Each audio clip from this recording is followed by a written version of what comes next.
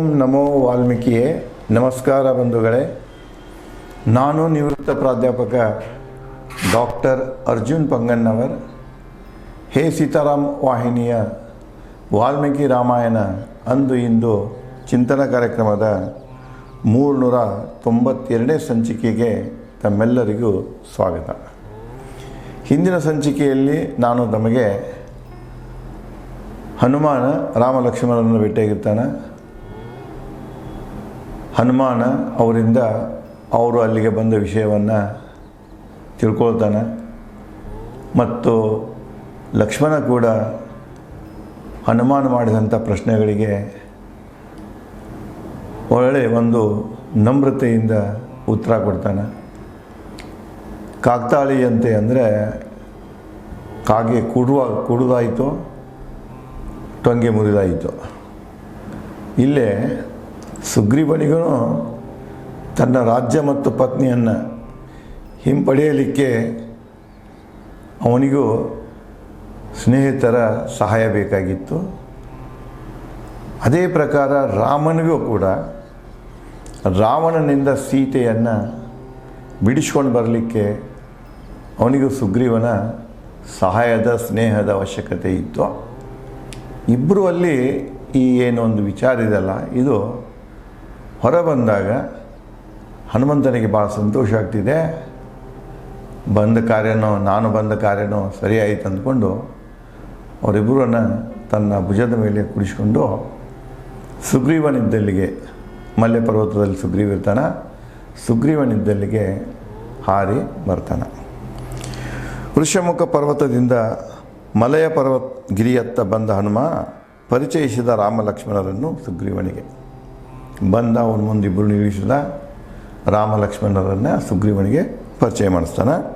ಓ ಮಹಾಜ್ಞಾನಿ ಸುಗ್ರೀವ, ಚಲದಂಕ ಪರಾಕ್ರಮಿ ರಾಮನಿವನು, ಅವನ ಸಹೋದರ ಸದ್ಗುಣಿ ಪರಾಕ್ರಮಿ ಲಕ್ಷ್ಮಣನಿವನು. ಅವರಿಬ್ಬರು ಒಂದು ಸ್ವಭಾವದ ಮೂಲಕನ ಪರಿಚಯವನ್ನು, ಮಹಾಪರಾಕ್ರಮಿ ರಾಮ, ಅವನ ತಮ್ಮನಾದಂತಹ ಇವನು ಕೂಡ ಸದ್ಗುಣಿ ಮಹಾಪರಾಕ್ರಮಿ, ಇಬ್ಬರು ಮಹಾಜ್ಞಾನಿಗಳಂಥೇಳಿ ಅವರ ಗುಣಗಾನವನ್ನು ಸುಗ್ರೀವನ ಮುಂದೆ ಹನುಮಾನ ಮಾಡ್ತಾನೆ.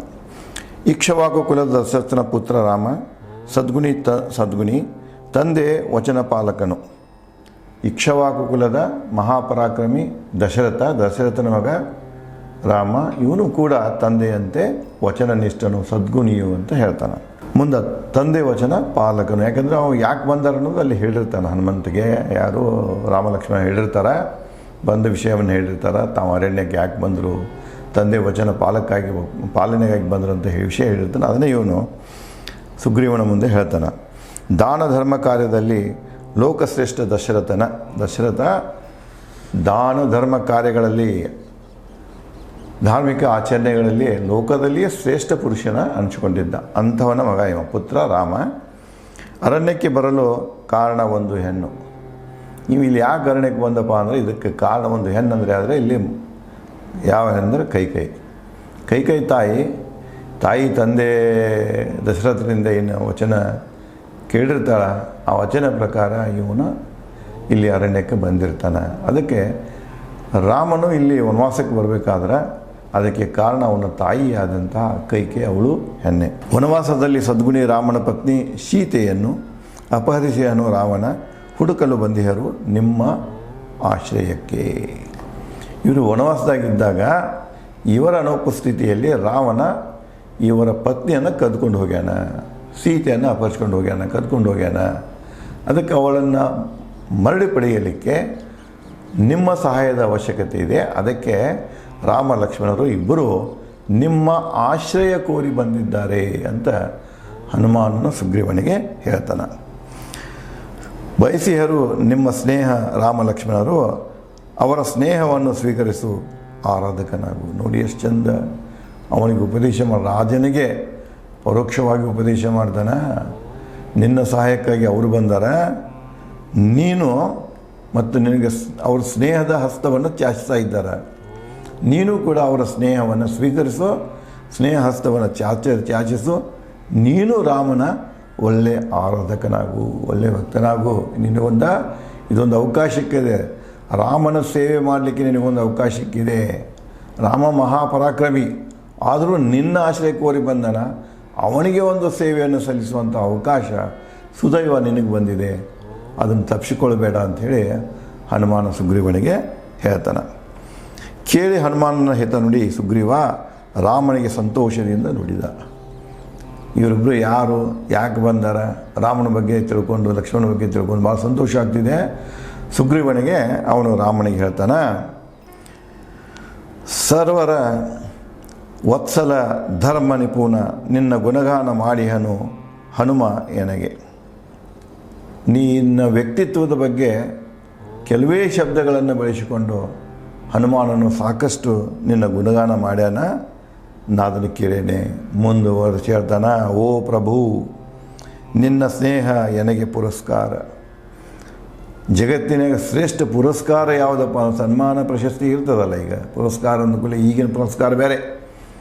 ನೀವು ಈ ಮಂತ್ರಿಗಳದ, ಶಾಸಕರದ, ಅಧಿಕಾರಿಗಳದ ಬೆನ್ನು ಹತ್ಕೊಂಡು ಪುರಸ್ಕಾರಗಳನ್ನು ತೊಗೊಳ್ಳೋದು, ಪ್ರಶಸ್ತಿಗಳನ್ನು ತೊಗೊಳ್ಳೋದು, ತಮ್ಮದೇ ಆದಂಥ ಒಂದು ಸಂಸ್ಥೆಗಳನ್ನು ಕಟ್ಟಿಕೊಳ್ಳೋದು, ಗುಂಪುಗಾರಿಕೆ ಮಾಡಿಕೊಳ್ಳೋದು, ದುಡ್ಡು ಕೊಡೋದು, ಅರ್ಜಿ ಹಾಕೋದು, ಪುರಸ್ಕಾರ ಪ್ರಶಸ್ತಿಗಳನ್ನು ತಗೊಳ್ಳೋದು ಈ ಕಾಲ.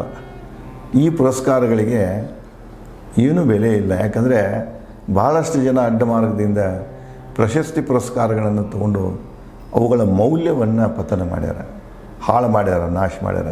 ಅದಕ್ಕೆ ಅವು ಯಾವ ರಾಷ್ಟ್ರ ಮಟ್ಟದಿರಲಿ, ರಾಜ್ಯ ಮಟ್ಟದಿರಲಿ, ಸ್ಥಳೀಯ ಮಟ್ಟದಿರಲಿ, ಯಾವುದೇ ಪ್ರಶಸ್ತಿ ಪುರಸ್ಕಾರಗಳಿಗೆ ಅವಕ್ಕೆ ಸಿಗಬೇಕಾದಂಥ ಮೌಲ್ಯ, ಮಾನ, ಮರ್ಯಾದೆ ಸಿಗ್ತಾಯಿಲ್ಲ, ಎಲ್ಲನೂ ಹಾಳು ಮಾಡಿದಂತಾರೆ. ಇಲ್ಲಿ ನೋಡಿ ಇವನು ಏನು ಹೇಳ್ತಾನಂದ್ರೆ, ರಾಮ ಏನು ಬಂದನಲ್ಲ,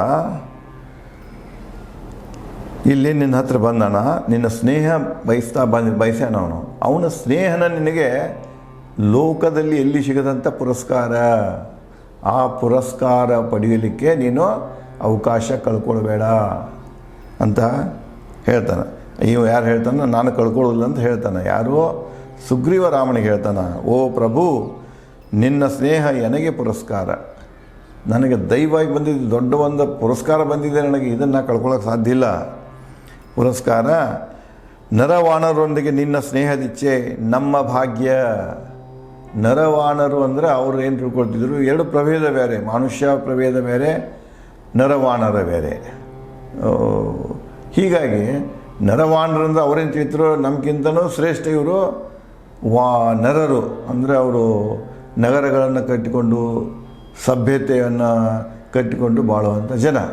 ಇವರು ಗವಿಗಳಲ್ಲಿ ವಾಸಿಸುವಂಥ ಜನ.